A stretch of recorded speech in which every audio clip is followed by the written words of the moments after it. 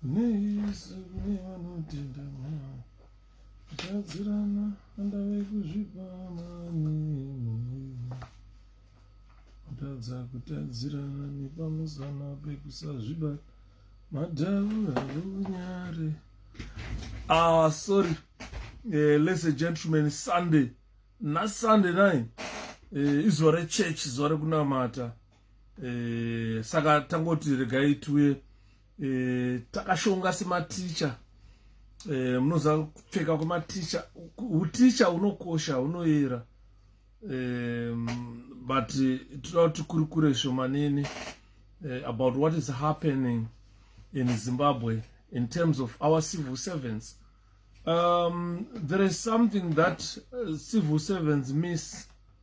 This is why I'm saying those who voted Zanu PF ever since, now they are regretting. They are seeing reality, things that we have been telling them. Really say, welcome everybody to this program today. 𝗫𝗫𝗫𝗪𝗔 toziva kuti kana tichinge tauya panapa tauya kuzotaura chokwadi. So nyaya iri kunetsa, nyaya yarwadza maZimbabweans akawanda, vanhu varwadziwa. Regai ndite chisefa mazwi kuti ndisaite maechoes munyatsondinzwa naye. Ndaswera vana veZimbabwe maswera sei? Atete masi zviri kufamba here? Zvinhu zvinorwadza. A lot of things that are happening in our country. Zvinhu zvinorwadza. So we have got a lot of things to brush today, to look into.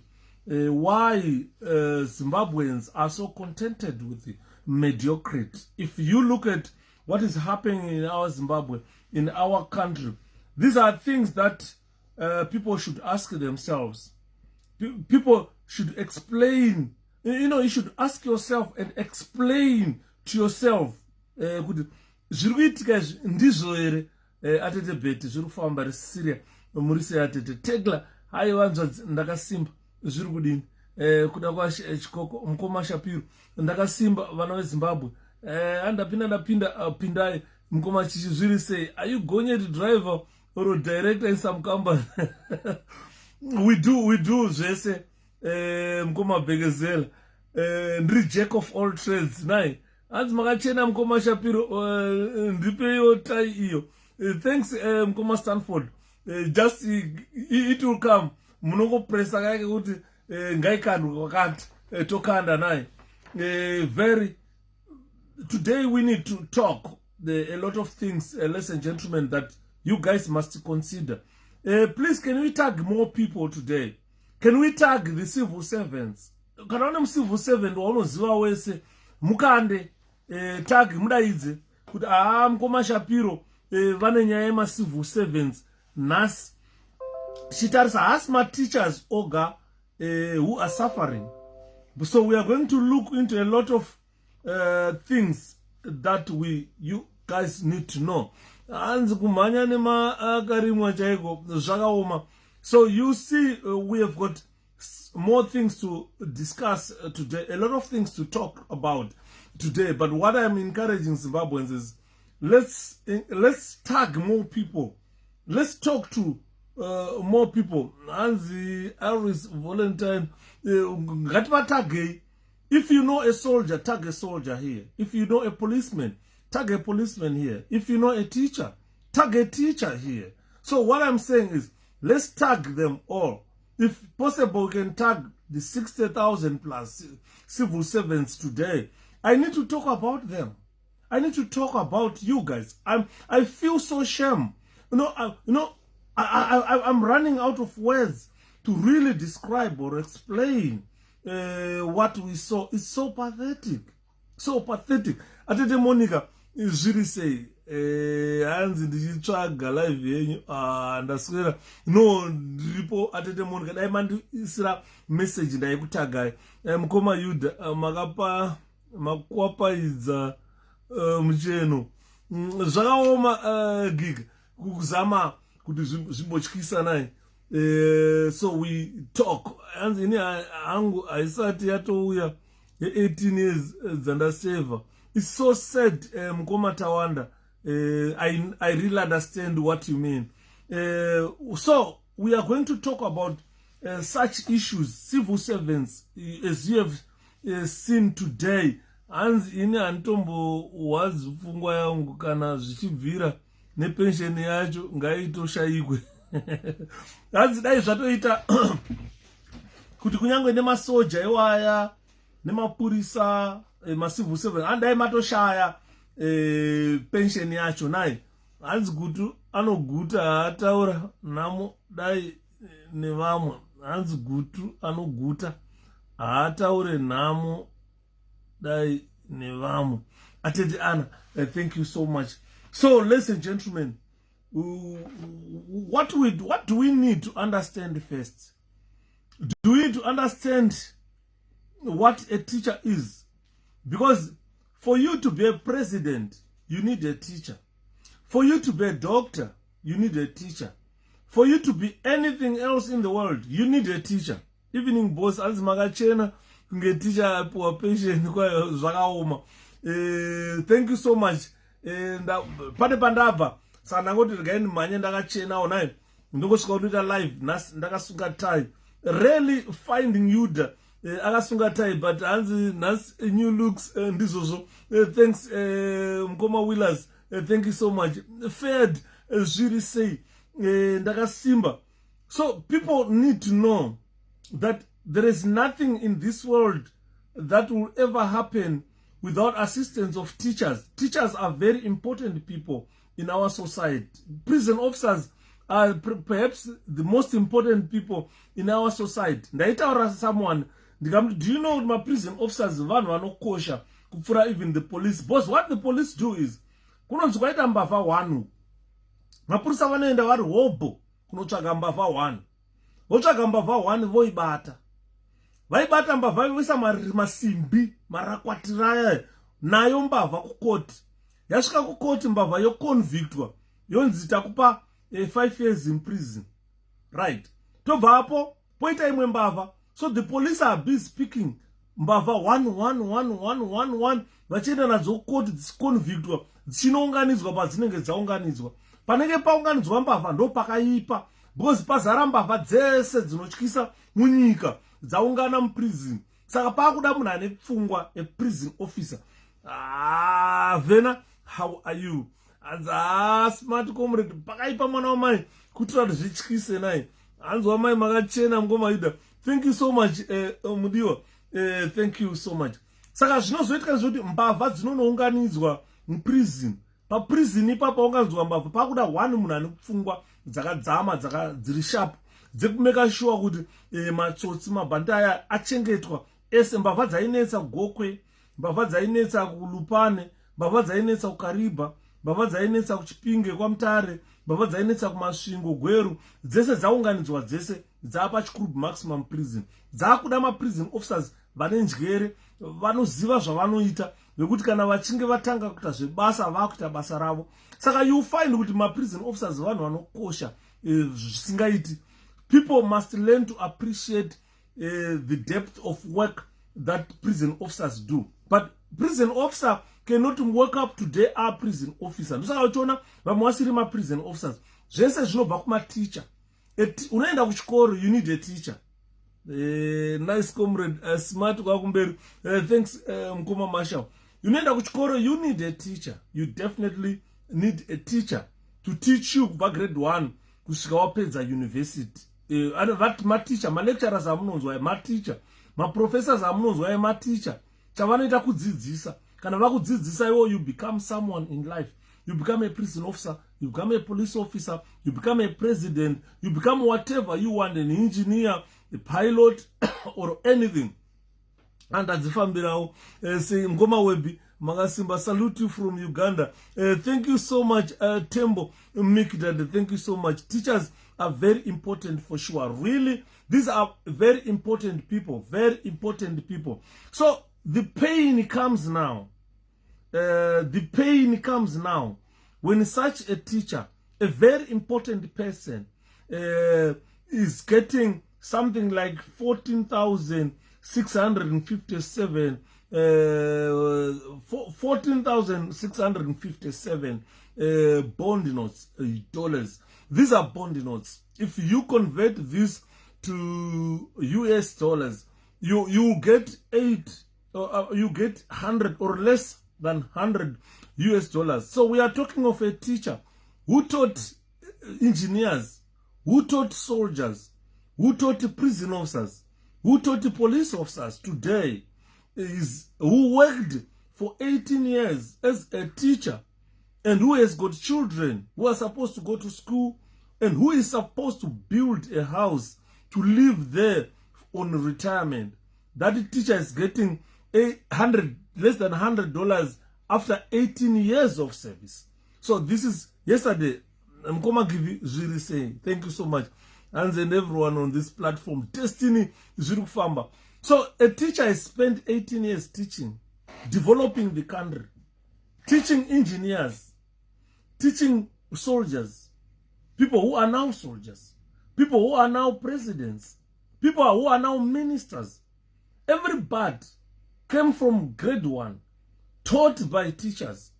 And that person spent 18 years working as a teacher, developing the country. Pakaipa. Full boost, how are you, my brother from East London? Thank you so much. Lenton Chidarara, looking good, brother. Thank you, Mpoma thank you so much.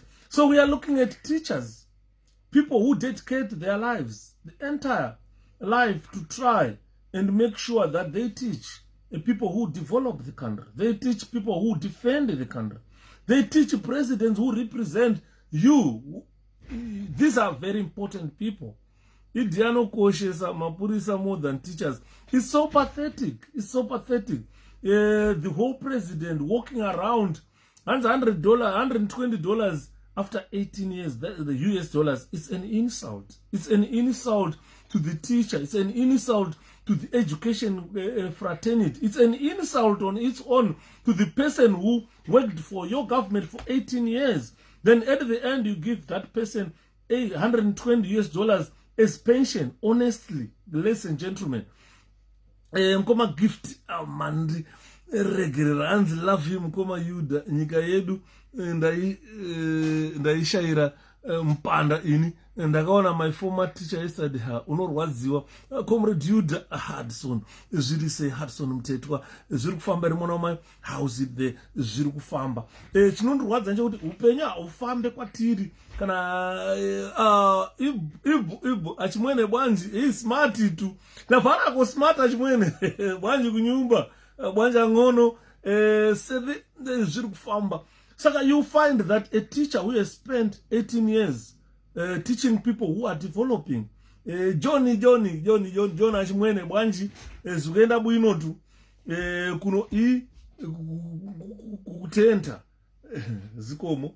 So you find that a teacher who has spent 18 years teaching, the teacher is getting refund of pension contributions paid. Contributions paid by that teacher for 18 years amount to $8,521.56. Then they put interests, 4% interest of 18 completed years. This will get to $6,135.52. So the total benefit due to the teacher becomes $14,657.08. Baba muri say teach zviri kufamba vena ndakasimba. So you find that after spending 18 years as a teacher, and what rank is 3 bars after 25 years serves the ring given 8,000 pension. 3 bars in the SPO, assistant inspector, ku police anenge achinzi assistant inspector, ku prison anenge achinzi senior prison officer, ndiye ane 3 bars. Kana zvakachinja because ndakazwa kuti rank structure yakachinja, but when I was still in the prisons, if you have got nothing on your shoulders, unenge uchinzi PO2, ndiwe waiwe the least junior. Anoita 2 bars ainzi prison officer grade 1, ndiwo vainzi masergeant. Vaione 3 bars ndo vainzi assistant inspector ku police, kuprison vanonga ma-senior prison officers vaive ne2 stars ndo vainzi ma-PPO, principal prison officer. Kupolisi vayo ndo vaive ma-inspectors. Kuprison vanonga vachinzi ma-principal prison officer. Saka pasapa rengi dzepolisi neprison dzaifambirana. I don't know manje kuti pavakachinja zviri sei. Hanzi 𝗵𝗲𝗰𝗵𝗲𝗍𝗂 had his faults true, but akayambira vanhu munyika muchaiswa majoki semombe nehurumende yechigandanga. Ndo chokwadi. Bishop 𝗵𝗲𝗰𝗵𝗲𝗍𝗂 vaive neziso. Even Ian Smith akataura akati ndikakupai nyika ndaona manwa 𝗂𝗏𝗏 munomu. And those words come true. Hanzi mukomaida muri sei? Ndinogara ndichitarisa na8 dzimwe dzenguva ndongozoona ma live. Okay, mukoma Ed.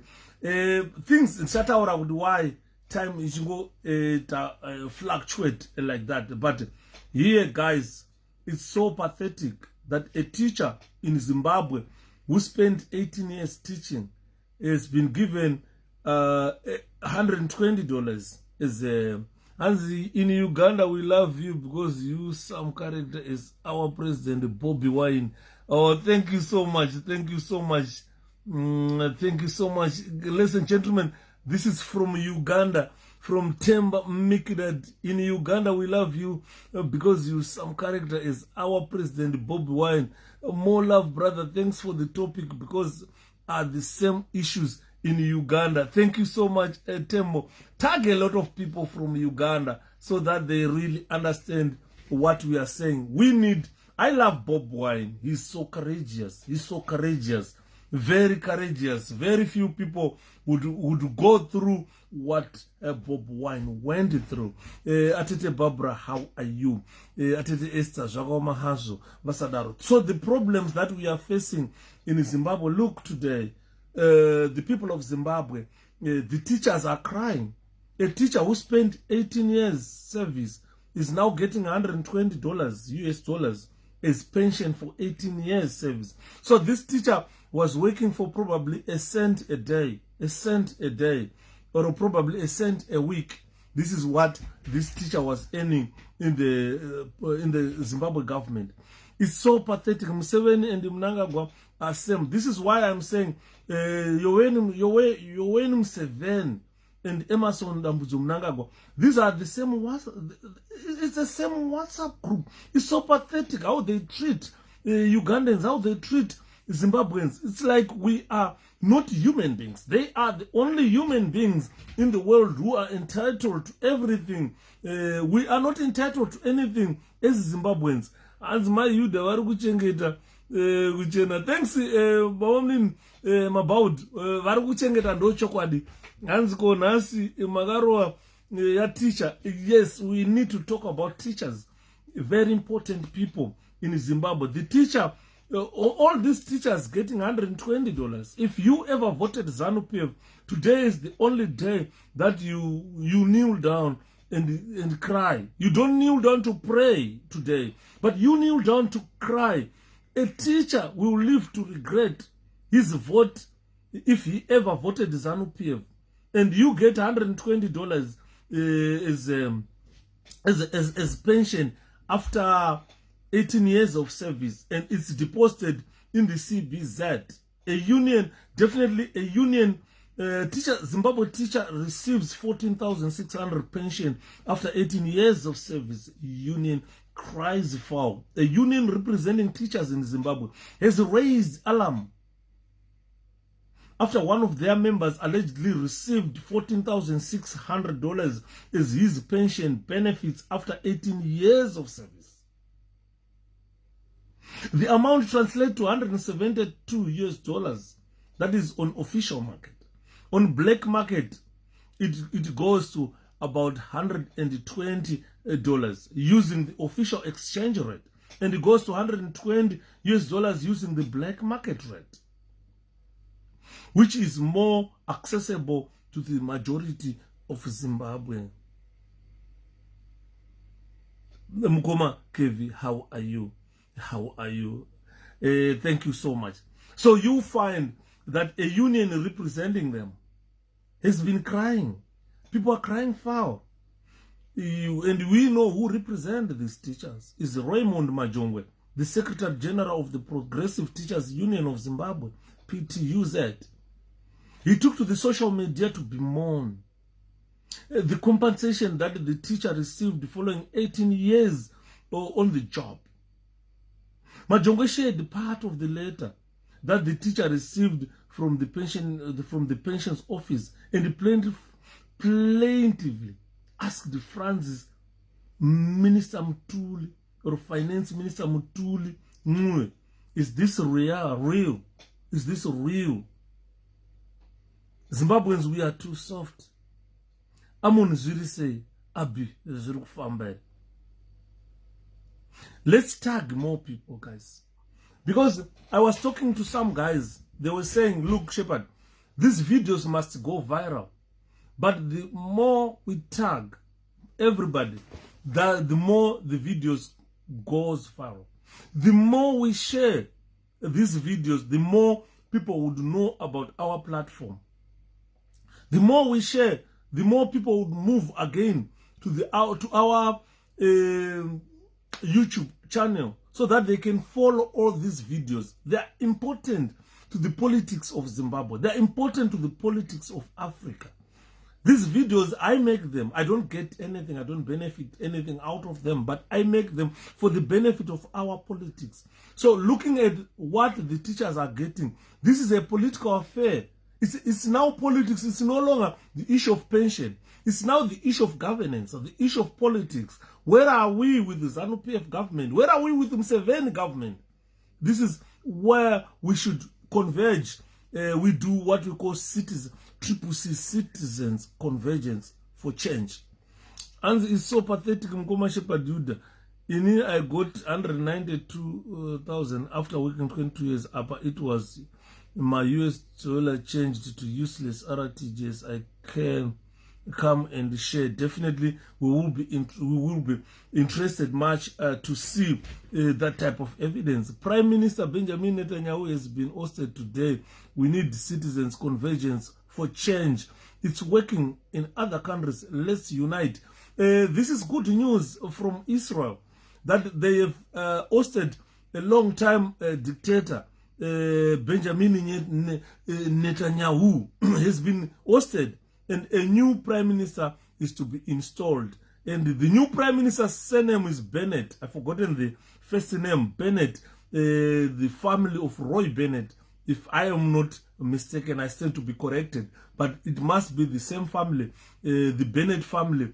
Now, in Israel, has got a new prime minister whose name is Bennett. The Zitairoro rings a lot. So you find that the letter addressed to Mutuli, they must not play with our professional teachers. This was, please, let's us converge. So this is why I was asking people today that do we need MDC alliance, or we need to use citizens convergence for change? As you all understand, that Douglas Monzora approached Emerson Dambudzo Mnangagwa yesterday. They had a meeting. Their meeting, Douglas Monzora has been appointed Zanu PF Secretary for Opposition Part, and has been tasked to lead MDCT. And they are saying they have been given a leeway or a go-ahead to use MDC alliance with a symbol of Chamisa's face. So I don't know what type of a president, what he's trying to achieve, Monzora. Mutuli nonsense. I don't think Mutuli knows what he is doing. He doesn't know what he's doing. How can you earn? Mutuli earns 120. He earns $27,000 a month, and he drives a government car. This teacher has worked for 18 years. His pension for 18 years has failed to get to Mutuli daughter's pocket money. Zanu needs uprising. That is the way forward, Abi. That is the way forward. If we don't uprise, then we will perish. Mutuli earns $27,000 a month. A teacher who has worked, Mutuli just work 30 days a month and earns $27,000. A teacher who has worked for 18 years, if you multiply 18 years by 30 days, you see how many days this teacher worked.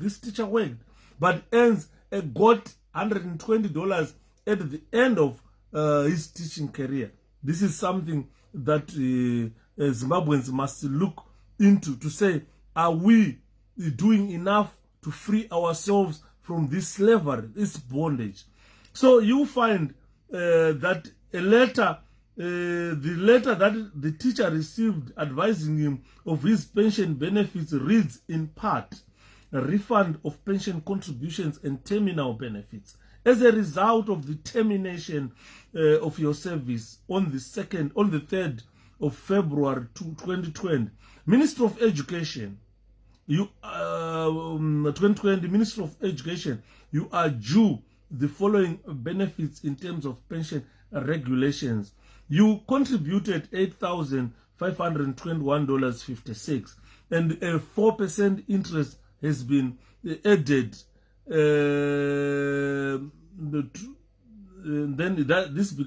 is $6,135.52.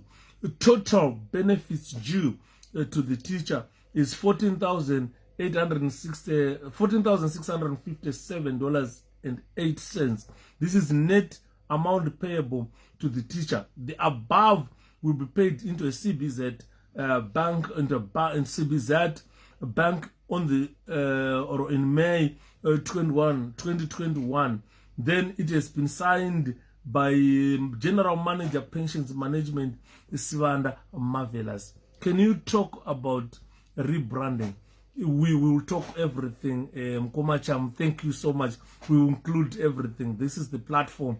This is why I had to put choice between MDCA and CCC. So we will talk everything. So the first thing we need to talk about is the welfare of our teachers, the welfare of our civil servants in Zimbabwe, the welfare of our soldiers, the welfare of our police, prison officers. These are the people who are most affected by this. At one time, this teacher contributed his pension in US dollars. Remember, from 2009 to 2013, Zimbabwe was using United States dollars, and the teacher contributed his money in United States dollars. So what we are getting here are just RTGS, not United States dollars. I wish if this was 14,000 US dollars and this teacher could at least try to survive, but it is far less than if you come to the United Kingdom. 14,600 something. These are just benefits which are given to an unemployed person in the UK. Those people who get unemployed benefits, they get up to 14,000 a year. Just 1 year, 14,000 pounds a year. But a teacher who has spent 18 years teaching in Zimbabwe is getting $120 after 18 years of service. It was 1:1 𝗵𝗘𝗙𝗪𝗓𝗍𝗔𝗍𝗔. This is the problem that Emmerson Mnangagwa did. He went on state media. He went worldwide, being watched. It's very unfortunate. Being watched by a lot of people.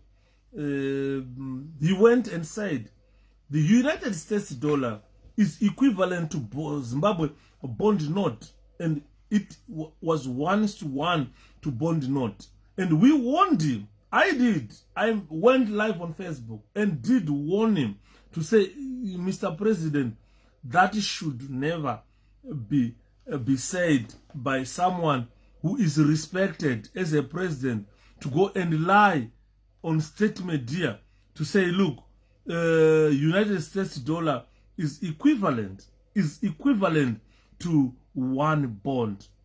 It's very unfortunate that the Zimbabweans were conned. These are conmen, people who are conning people's money, and maticha ari kunakirwa netumari twema extra lessons nekutengesera vana maswits. It's a very unfortunate, Lian. It's very unfortunate. So we are citing the teachers today because these are the most important civil servants who make everything work. Without a teacher, you are nothing. This is why you see most teachers, Zimbabwean teachers, are recruited by other countries to come and teach in the other countries. Because these are very important people who are being paid nuts. They are made to cry like monkeys. Shwe, shwe, shwe, so that they are given peanuts. And some of these teachers are very stupid. They go on to vote ZANU-PF. They go on to vote ZANU-PF. And if you ask them, why are you voting ZANU-PF? They've got no answer. So what works in the classroom of a second language learner? Most of these teachers, they teach second language to Shonas, second language to Ndebelers. They teach you English so that when you are looking for a job, where we can converge, where we meet, is the English language. It's the English language. So when you meet at the English language, this is a second language that these teachers hammer in your empty head to say, look, by such a type of a, by such time, by such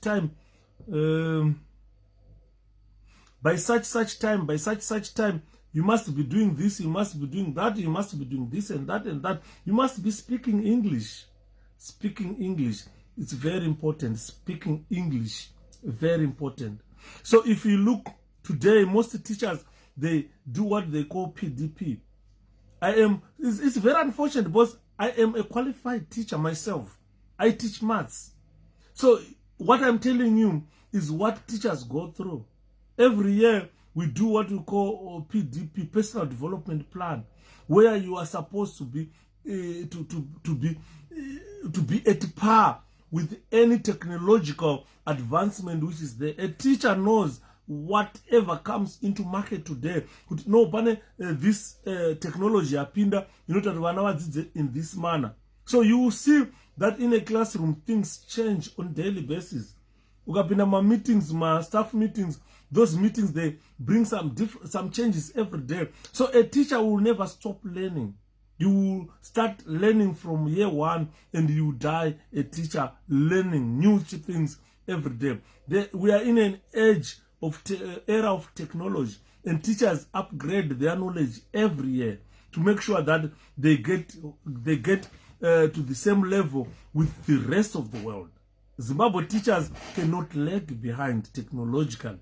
So you see, they need to communicate with the different colleges, different countries, different things, different people. So a teacher is always a busy person, learning new ideas, learning new things on a daily basis. So you find that technological wise, a teacher has to be a person who always is up to date with new technology that is entering the teaching fraternity. A teacher communicates on a daily basis with the different platforms, different people, different things. A teacher needs to work on his communication. This is when you talk about a personal development plan of a teacher. A teacher does not just come to be a teacher, but he has to go through teacher training work, teacher training college, teacher training this. So a teacher is a very important person. If you see teachers, they are like a bridge between students and parents and their education. It's a bridge that you should cross. Unoona munhu asina kudzidza azvara mwana wazvara nda kumuendesa kuchikoro kunodzidza. Baba havana kudzidza, amai havana kudzidza, asi vada kuti mwana wavo adzidze. Saka the bridge between munhu asina kudzidza nekuti mwana yaadzidze ravachabatsira kuyambuka is the teacher. The teacher is the bridge where your student or mwana wako, your child, will walk through to go to education side. And the teacher will be there waiting for the kids again to teach them. So highly educated teachers that we have in Zimbabwe have been taken to other countries, brain drain and so forth. Those highly educated teachers, they create highly educated leaders. So what you see today in Zimbabwe, if you listen to Chiwenga General talking English or speaking, if you listen to Mnangagwa talking English or speaking, you definitely conclude that these guys are not there to improve our education system. This is why I am saying the education system has totally collapsed. And enjoy job builder. Thanks, Mgomo. Teachers, very important people. Listen to Mnangagwa talking, speaking. Listen to Chiwenga speaking. These two people, they cannot better your education because they are not educated. So once you are not educated, but you want to be a leader, Zimbabwe is a country that requires an educated leader. I am telling you, because I have seen uneducated people. I have seen educated people. I have interacted with both educated and uneducated. And this is why I am saying Zimbabwe needs an educated leader. Because we have got highly educated teachers. And those highly educated teachers, they produce highly educated teachers. And those students, highly educated leaders must lead the country. Teachers are only professionals that teach other professionals. Thank you so much, Chichi. Exactly. So they are important people. Teachers teach chemistry. Teachers, they teach engineering. For you to be an engineer, there is a teacher who is going to teach you engineering. For you to be a doctor, there is a teacher who is teaching you to be a doctor. So teachers teach doctors. Teachers teach engineers. Teachers teach soldiers. Teachers teach police officers. Teachers teach everybody. Hakuna munhu asina kutichwa na teacher. So a teacher is a very important person. You don't complain. And English is an added advantage. I use it here in Mozambique. George. Because if you have got English, that is an added advantage. If you come to this country, there are people from Cameroon, people from other countries who can't speak English. They can't get proper jobs. But people from Zimbabwe who produce a Cambridge University in English, they will tell you they don't need anything more. They know you've done enough. You can speak English. You have been educated in English since you were born. Hanzi mkomanda waya manje kwanga kune hora kubasa nemugwagwa. I'm so sorry kuda. Let's hope you managed to get home safely. So if you see, teachers, they need to do what we call PDP, to upgrade their technological knowledge so that they can technologically support students. Unaona kuti ndine bhuku randakapuwa panapa when I was in kwandai teacher ku 𝗏𝗏𝗏𝗏 pachikoro pandaidzisa vakandipa because ndakaita ECDL. Ndaita ECDL mateachers ipapo ndakabva ndapuwa bhuku reMicrosoft zipeji rakadai so zvikanzi go read it because we expect you also to teach computers. So you find I was like, what am I going to teach these students? How do I teach them? As long as teacher akaramba achiendera kubasa wanozola extra lessons hapana. Yes, I think teachers now Mdara Alex zviri semkomo Evans Mtomba ndakasimba mwana wamai zviri kufamba here. So at the end of a teacher, there is what we call appropriate assessment work that teachers do. You are assessed as a teacher and you assess students to make sure that there are high standards of education maintained in any education institution or fraternity. Every professional requires professional development. Thank you. 𝗂𝗑𝗙𝗪. It's 𝗂𝗑𝗪. It's you can call it 𝗂𝗑𝗪 or ICDL, which is International Computer Driving License that I got. So you find that teachers, they need to work on what we call proven method of instruction. Because if you train as a teacher in the United Kingdom, the way I did, we use what we call constructivism, where a proven method of instruction is learned.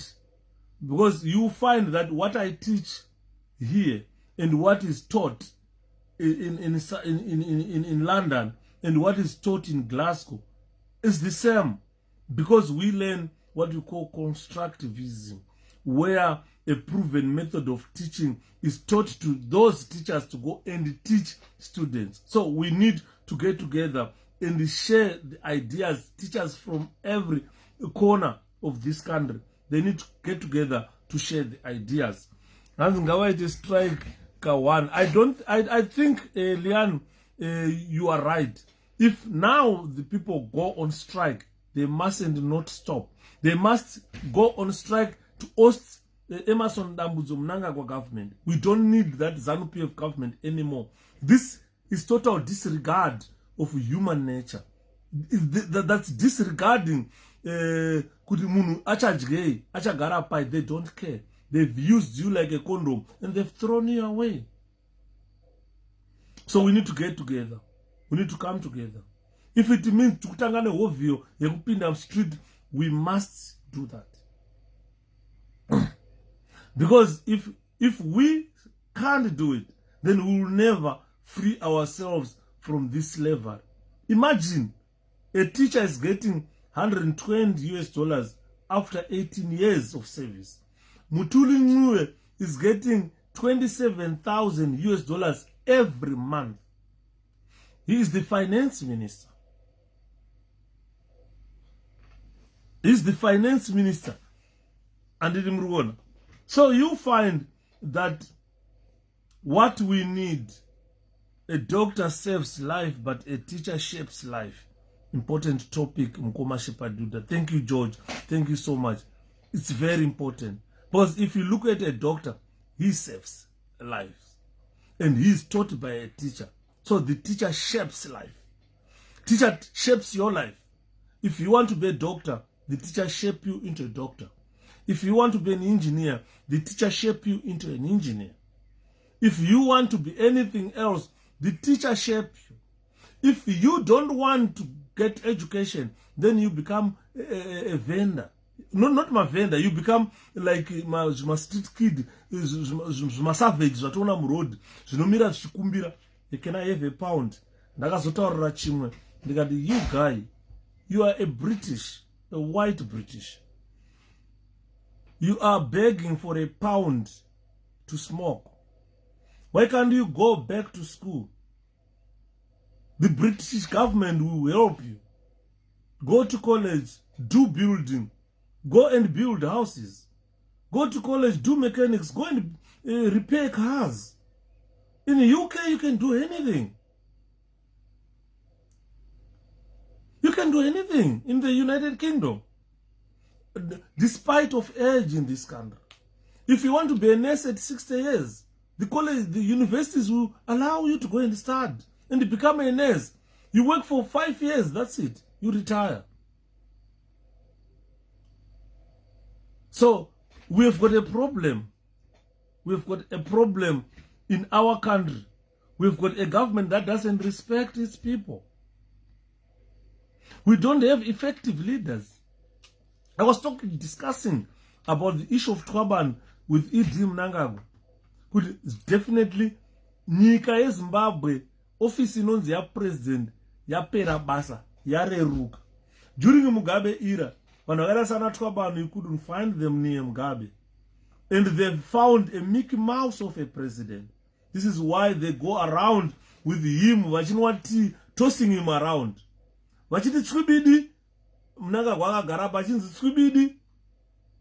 You understand? So this is the extent where we got, ladies and gentlemen, where people do not respect the dignity of the president's office. The occupier of that office does not know what type of office he has occupied and what type of a person he has become. Atiti president avatauri nevanhu, but vanofana kuve vachiselecta, because ukaona iwewe type of people you hang around with, they shape your behavior. If I hang around with the thieves, I'll be a thief. If I hang around with Varoi, I'll be Muroi. If I hang around with the soldiers, I'll be a soldier.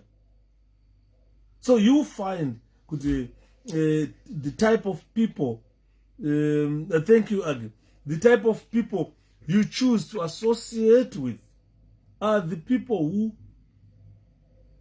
who shape your behavior.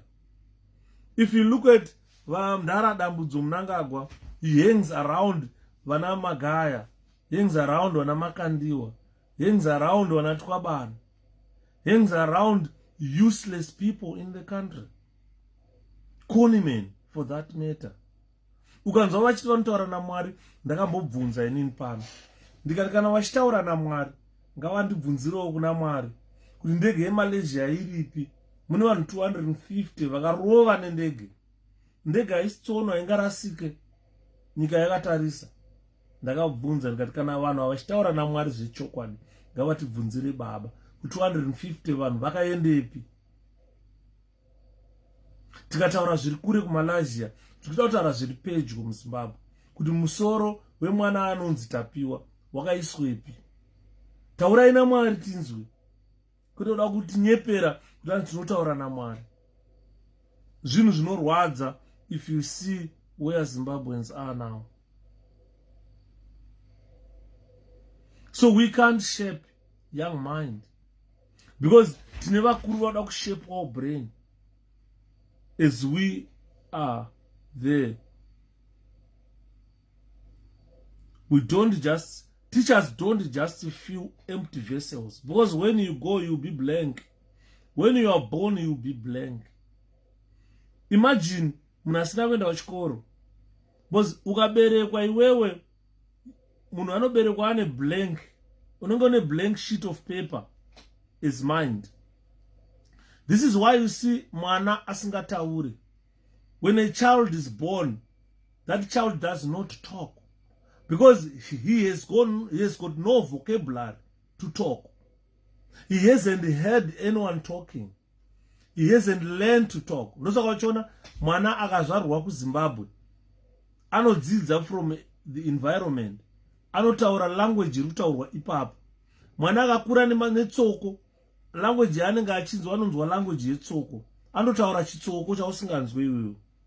Mwana akakura muvarungu anotaura chirungu. Ndona vana vedu vatozvarira muno muna UK, ukada kumudzidzisa Shona unenge uchitanga uri kumutuka. Mwana wangu akanokomplaina kuchikoro kuti my dad is forcing me to learn his language, because he was not born in Zimbabwe. So you find that mwana akazvarwa anenge he's got a blank sheet of mind, but he start learning things, start talking, start doing this. So education is very important, and teachers are there to fill empty vessels in your mind. So zvinhu zvinotanga kulodhana nekukura kwavanenge vachiita nekuteerera nekudzidza. So if you don't go to school, or if we have got vakuru who still possess a blank mind, vakangodzidza language kutaura Shona, tashata, nyika yashata.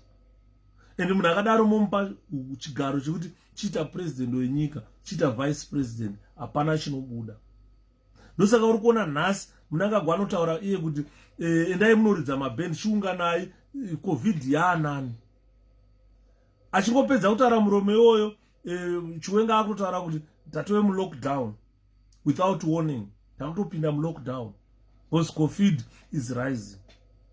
What surprises me most is pakatanga zvana vaccination muna UK, the covid death went down, the covid infections went down.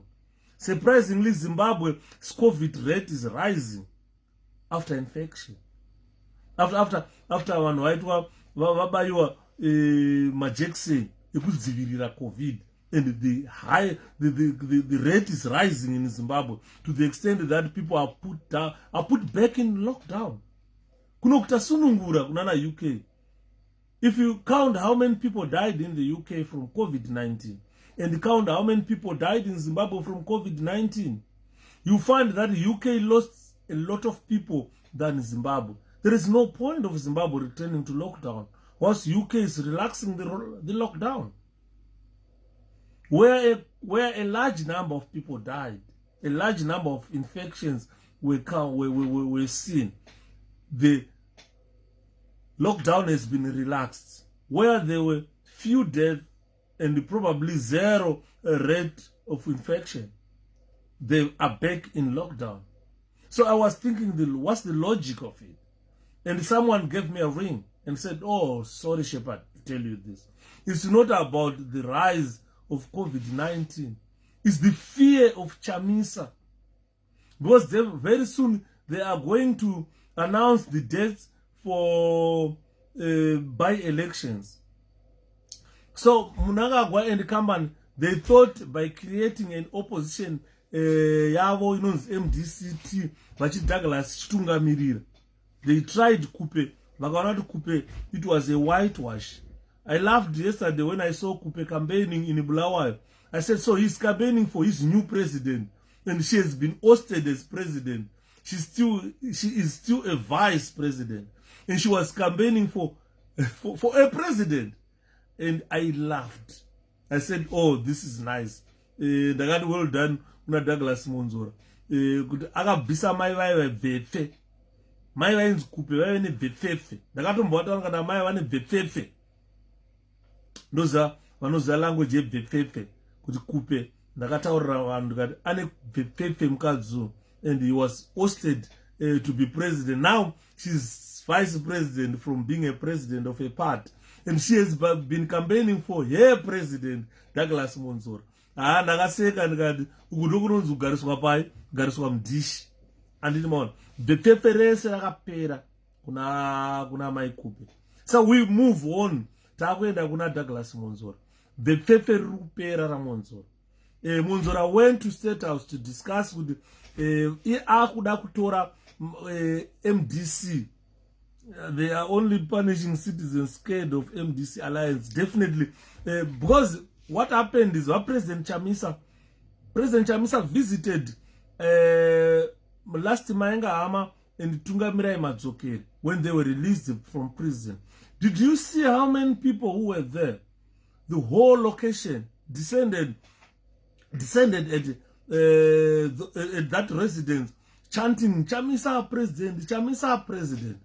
So they thought the guy is no longer, he is no longer popular. This is what they thought. They thought if we create Douglas Monzora, Chamisa won't be popular. Unfortunately, they strengthened Chamisa. Did you see how many people who gathered just to say president to Chamisa? So this did not go down well with Monzora. This did not go down well with the Mnangagwa and the Chiwenga. They to summon Pamakanzo Chinzanzi Anonzan Monzora is meeting with Emerson Mnangagwa and the Chiwenga. They summoned him. They paid him large sums of money to make sure that he destroys Chamisa. But now they are seeing that nothing, they've done nothing so far. They haven't destroyed Chamisa, but they've strengthened him. So that meeting, Monzora was summoned by Mnangagwa and the Chiwenga kuti iwe. Because Rukuya Chipama reports to wakapedza Chamisa. Look at what Chamisa is doing. And the Chiwenga was angry. And they had to put a lockdown to make sure that they lock Chamisa down. They don't want him to walk around Zimbabwe and mobilizing. And they've seen Vana Tabita Kumalo mobilizing.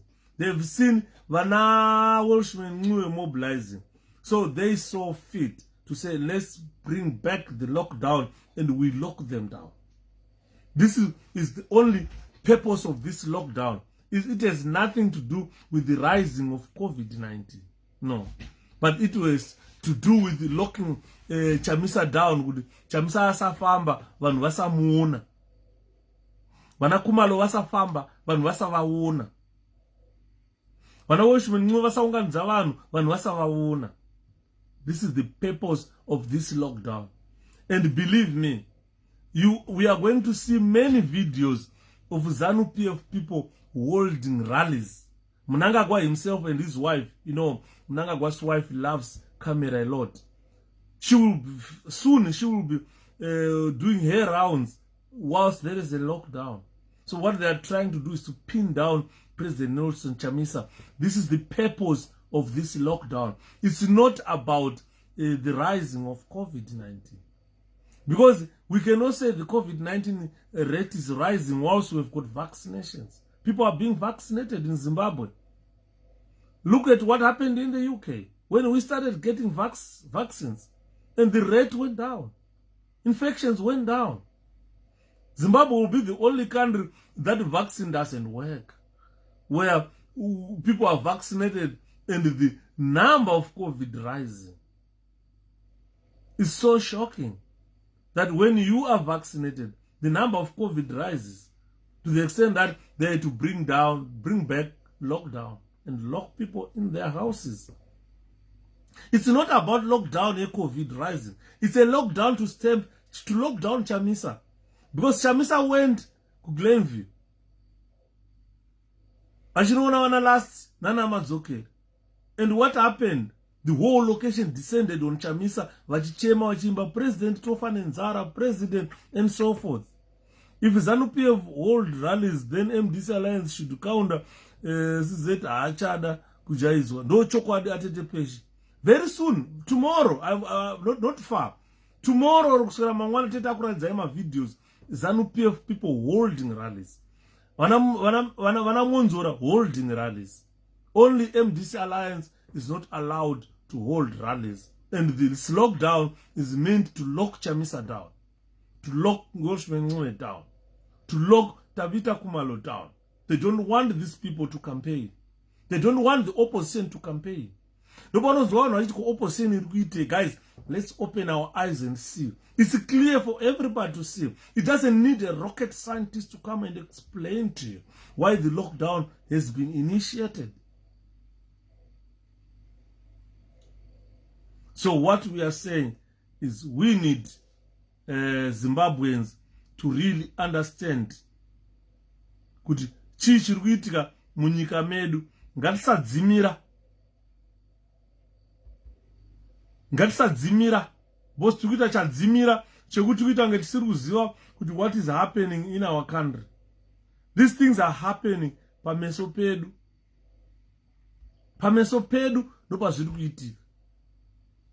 All these good teachers in Zimbabwe have been let down by this government. A teacher is a scaffold that assists people to raise or to reach certain levels. You can't reach those levels when you don't have a teacher. South Africans are coming to Zimbabwe for vaccine. They must ask �53 Zanu. Thanks, Chichi. Extremely smart. Mkoma Idachale. Mkoma Charles Mo. Thank you very much. Antoban arikuunganidza vanhu kugumi, but nothing is said. Yes, because Chamisa now has gone out and say, look, maZimbabweans ndauya kwamuri kuzoonana last, and he addressed people. He went to Mabvuku to sweep and the police were all over. So enough is enough. Zimbabweans, we must wake up.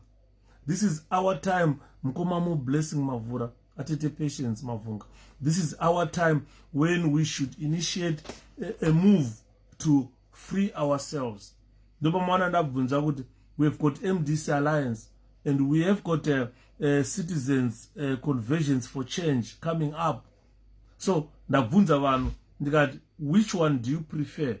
Because MDC Alliance is a conglomeration of different parties which came together and selected President Nelson Chamisa as its president.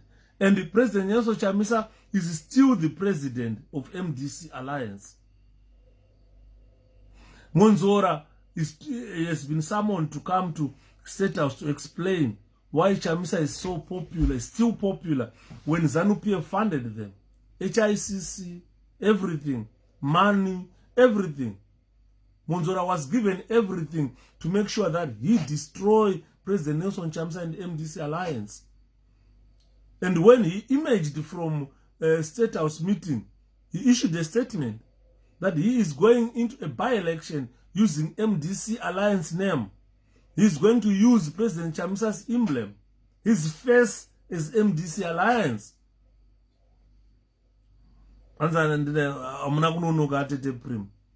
Saka you find with paakabuda Monzora meeting akabva issue a statement yekuti vachashandisa sare kuti MDC Alliance pama by elections vachashandisa ivo emblem inavachamisa MDCT ina Tsvangirai up, and we all know that President Tsvangirai died.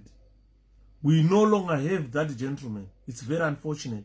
We cannot campaign using the dead people, using dead men. And Rimon Sakatina Wachamisa, who is the president of MDC Alliance.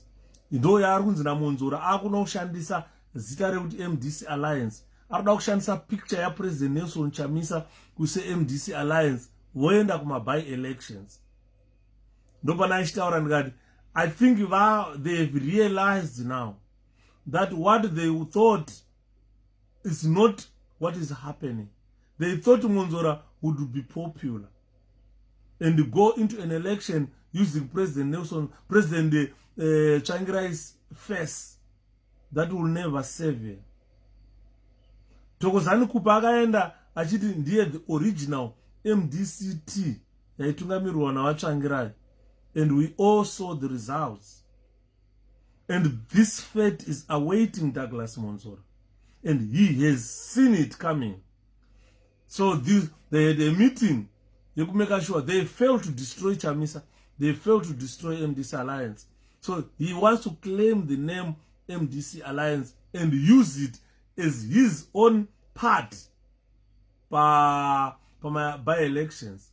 So we don't know a political party yaitungamirirwa na Thokozani Kupe yaakapinda nayo mu elections where Thokozani was hosted. That political party payakaenda kuma elections kuti vakanga vane emblem yani, because they called themselves MDCT original, but people had dumped them. Worse now, people will never vote for Monzora. People will never vote for Kupe. These are spent forces. People who will never rise again in politics. They are dead in politics. Zituna, these are corpses in politics. Political corpses. They will never rise from the dead. So they have realized it. That takadhotera. Unoziva bhuru, wakambona muswe wembudzi. Muswe wembudzi wakadai, haudai. Unenge wakadai. But ukatarisa down below there, mhepo inenge ichingorova, muswe wembudzi haukwanisi kuvhara seti yawo. That means kuti vana Kupe nana Douglas Monzora vane miswe yakadai which cannot close the set. Wakambona bhuru kana richidhota, hapana asina kumbofudza mombe pano.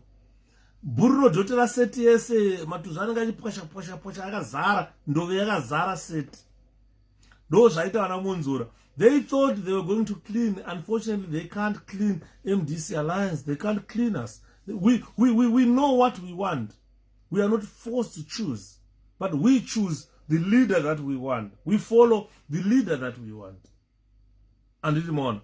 Saka miswe yawo yakadai ngembudzi yaye, it's very unfortunate. Haikwanisi kuvhara seti. Seti inenge ichirohwa nemhepo, mvura ikanayi inenge ichirohwa seti. Ndo zvavaita miswe yawo yembudzi yadai. Mabhuru akudhotera zvombo. Vonhuhwa pavanofamba. So you understand where we are coming from. So what we are saying, as 𝗫𝗫𝗪𝗔𝗕, I'm suggesting. As 𝗫𝗫𝗪𝗔𝗕, I'm suggesting. As where is Komij, He has realized his mistakes and is in hibernation. Komichi cannot walk now. Pese paafamba ananganzi mutengesi. Vanamonzora cannot walk akamhanyiswa kumarondera. Paafamba pese aringonzi mutengesi. Vatengesi. And you understand. So they've learned something. That politics, politics, the populism. You can't be a leader when you are not popular. You can't. When they wanted to be leaders, they had to use army. They can't win an election. They had to snatch the leadership from Mugabe. Because they can't lead. They are not popular. People don't like them. People don't like Mnangagwa at all. Zimbabweans don't like Chiwenga at all. So if you see how they are there as the vice president and the president, it is through a coup and the killing of innocent people. If they go on a level field of politics, they don't stand any chance. Mnangagwa has lost Kwekwe every election to Blessing Chebuno. Imagine he loses a small constituency. How can he win the country? Kuda zirukufamba mwanamai. So you find what we are saying here, ladies and gentlemen.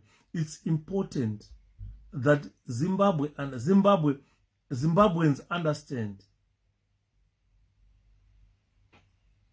Unoziva, ndakaseka the other day pavaitaura kuti chamisa mwana mudiki.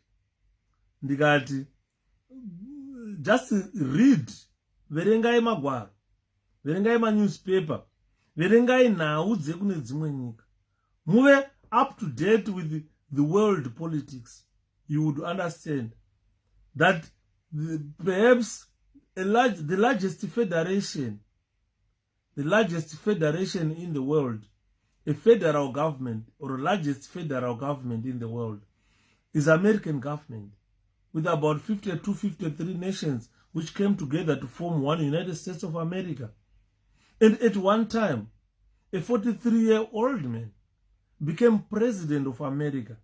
This was John F. Kennedy. In his inaugural speech, when he was inaugurated as president of America, in his inaugural speech in January 1961, he spoke at length about the tension between the United States and the Soviet Union and in how to find a way forward. He also called for the participation of all Americans in getting the country moving again. This reminded me of President Nelson Chamisa. Every time he addresses Zimbabweans, he is calling all Zimbabweans to participate in our politics in a way to find a solution so that Zimbabwe works again. Zimbabwe will move forward again, but under a different leadership. The Emmerson Mnangagwa leadership has failed. The Mugabe leadership and the legacy is tainted and has failed. Zimbabwe needs renewal of leadership. Zimbabwe needs new government. This is why you see perhaps the youngest president to ever ruled America at the age of 43. He was the 35th United States president who was born, he was the 35th president of America who was the youngest ever American president, John F. Kennedy. When he was, he was Roman Catholic. We know that. When he was being inaugurated as the president of America, he made a speech. And in that speech, he called all Americans to participate in politics.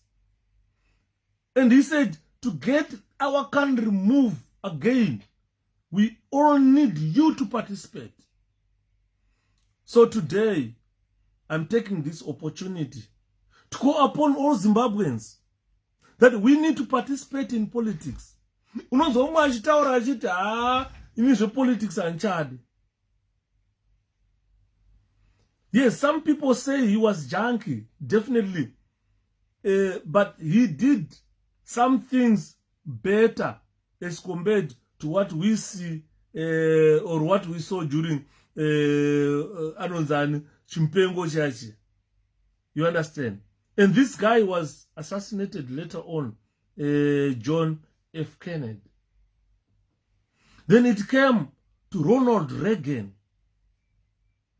the 40th President of the United States of America, Ronald Reagan, who was given on 12th of June 1987 at the Brandenburg Gate in West Berlin towards the end of the Cold War.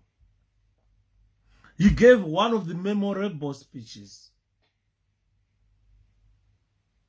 that probably have never been heard in America for centuries or ages. And it comes Lincoln.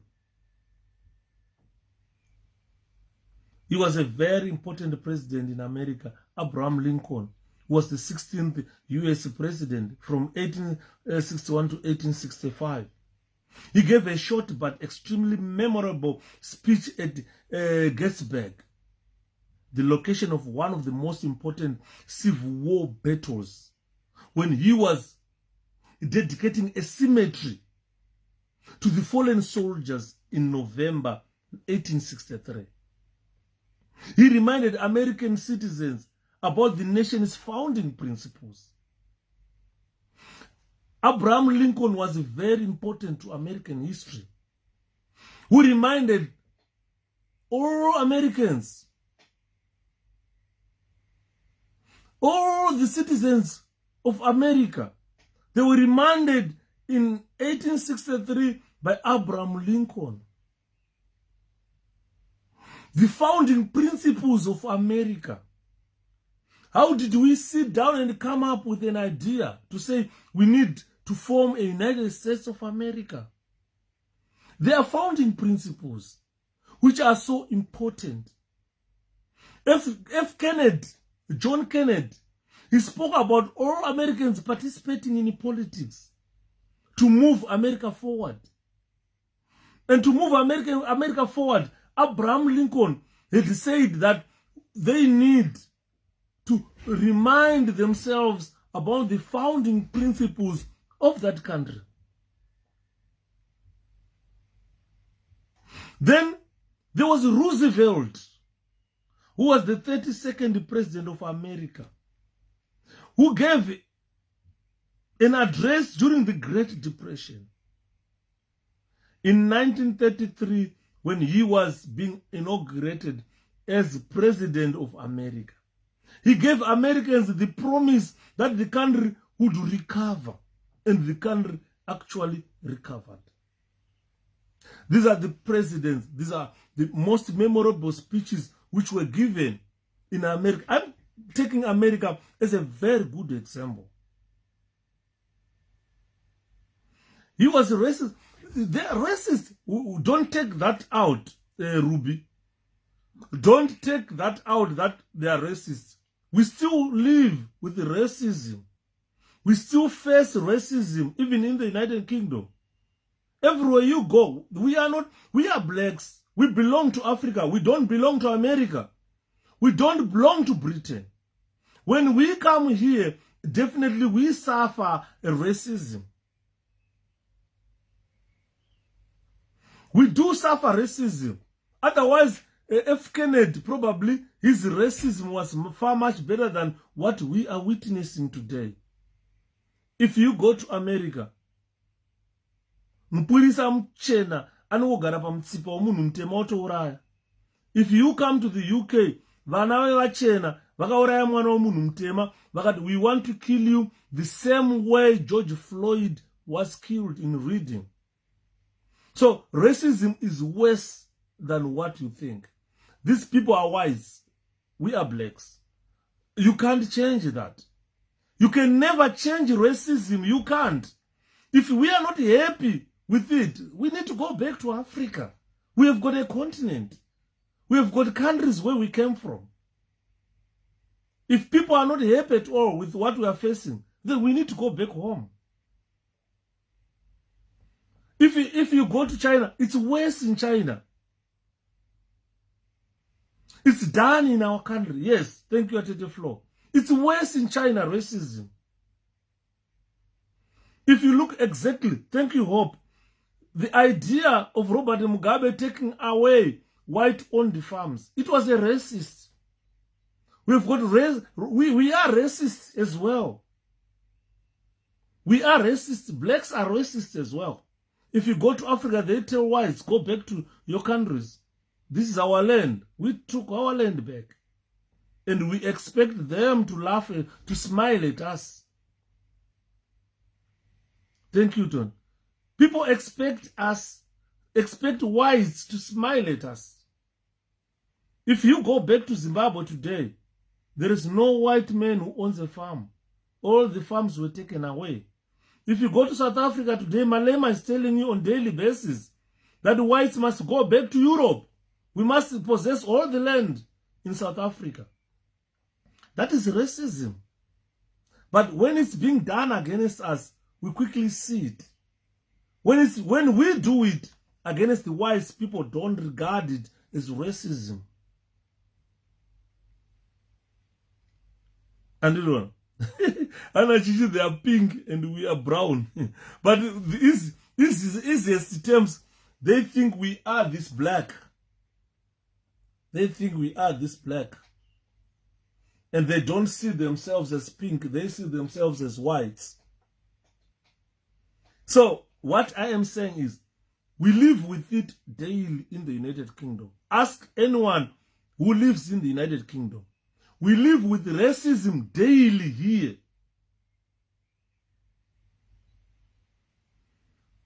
We live with racism daily in the UK.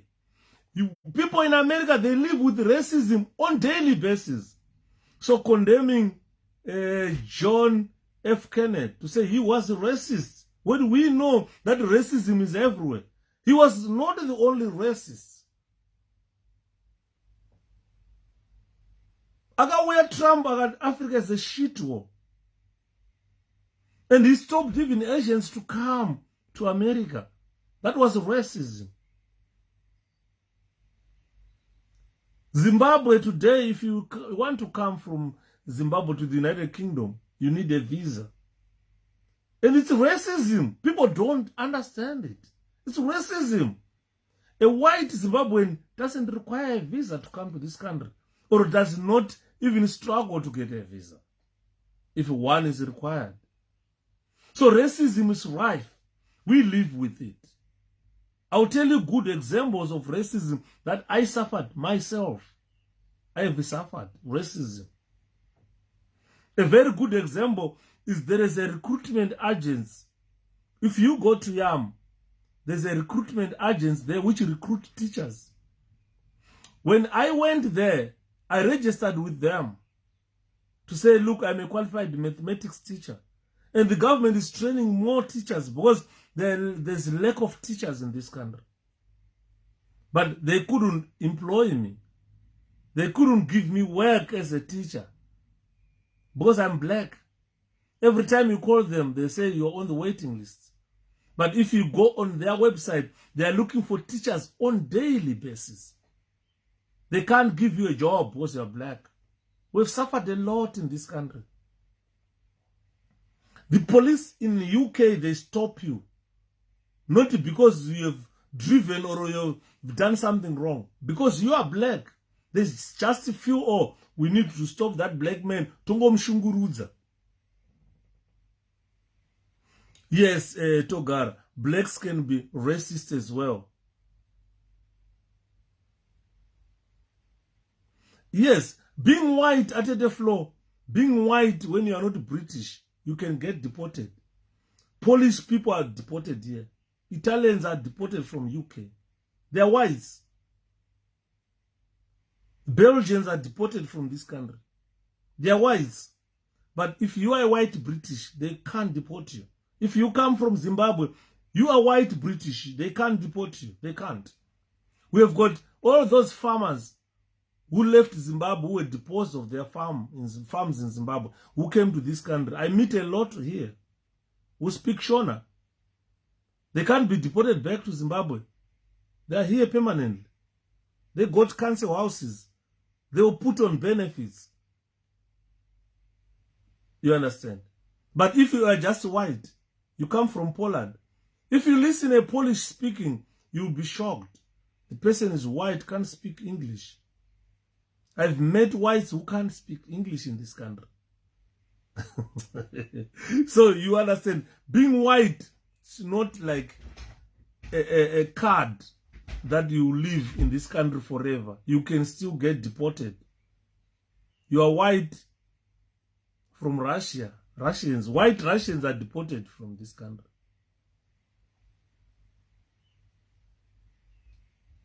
So if you've got the British roots, definitely they won't deport you. It's worse in Miwo. I went to a pub to change my check way back when I did not have a bank account. They openly called me Blackie, and the way he asked me, what do you want? I was walking my street in Madam Wangu. A certain white lady confronted me, came facing me, and she was fiercely looking. Then she came and stood in front of me. There was a market in town.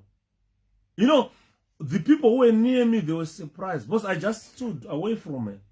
And she shouted and said, Africa needs you, go back home. You understand? Then some whites who were around, they come and said, slap her. I said, no, I can't. Why are you doing that? He's black, he must go back to Africa. So I just stood and looked at her. Then I laughed. I said to myself, I said to her, Britain is part of the earth, and no one in this UK ever took that mutapo and built and wumba a nyika. Then you say, this is my nyika. I don't want anyone here. I said, I am a global citizen. I've got a right to be in the UK. I am from Zimbabwe. I was born during British rule. I've got a right to be in this country. So you find that we live with racism on a daily basis. It's not a thing that people should worry about. Because whites were doing the racism was being practiced in our country. This is why you see 𝗭𝗚𝗏𝗏 for white people. And there was 𝗫𝗏𝗔𝗐 for black people. If you go to 𝗫𝗏𝗔𝗐 for black people, you find the 𝗫𝗏𝗔𝗐 is built next to industries. You don't need a car, you don't need a train, you don't need a bus, you just walk to your job in the industries. And if you look how those locations were built, most low-density suburbs were put to the east, where the wind blows from. And at the center, there is a city center. To the west, this is where they put industries and black residential places.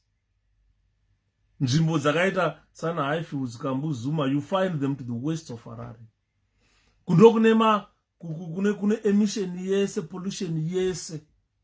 So if you look at Harare, the way it was built, it was racially constructed to make sure that you live next to industries, all that noise, all that pollution. And that was practiced in your country. So racism is everywhere. It's everywhere, racism. You cannot say, racism, it is really everywhere. It was practiced in your country against you. Mana baba vedu vaikikwairwa mabhutsu akakotama vachisakura vachirwa mabhutsu nembunu. Famba iwe, famba, I'm paying you. I understand. So we talk about the famous political speeches that were given by presidents in America. Those same speeches, if you go to Zimbabwe, compare them with whoever is giving those speeches. You just stand on Chamisa. Let's look at what Obama said. Obama was the 44th president of America who spoke about the severity of the economic and social crisis facing the nation. He also mentioned the greatness of the nation, which had allowed him to become the first African-American president in the United States of America. So, if you look at Abraham Lincoln, he spoke about founding principles. If you look at John F. Kennedy, he spoke about moving America forward. If you look at Barack Obama, he spoke about greatness of the nation, America. If you look at Franklin Roosevelt, he spoke about the recovery of America, economic recovery of America. These were great speeches from great presidents. Vana Ronald Reagan, vakataurawo zvakasiyana siyana. So why I am quoting the American example?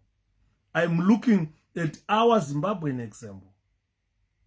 That if you look at the inauguration speech ya Mdara Mnangagwa, inauguration speech ya Robert Gabriel Mugabe, these guys, they promised to work. There's one common thing. They promised to work together with the people of Zimbabwe. Kungofuratira paper ranyorwa speech chete Mugabe akutotaura kuti urayai mandevele. Urayai mandevele. Kanyamsoro. Ngona ndakudya election chete urayai mama MDCA kanyamsoro. Vanhu vobva vati Mugabe achaiti omhanyiswa Mugabe. Konzi pinzaiwo Mnangagwa. 2 minutes aita president kanyamsoro. Hana bo tora nguva yekutopwanya musoro, akutopwanya musoro. Saka maZimbabweans, we are easy prey kuma dictators. Atitane kupwanyiwa musoro. Atitane kupwanyiwa musoro nema dictators. And we are the people culprits in this. We are allowing it. We are not resisting it at all costs. We are allowing them to play with our mind. Ndosaka muri kuona opposition party yakusplitwa, ichingosplitwa on daily basis. Opposition is split every time because tine vanhu who are not principled, who will never take this struggle forward.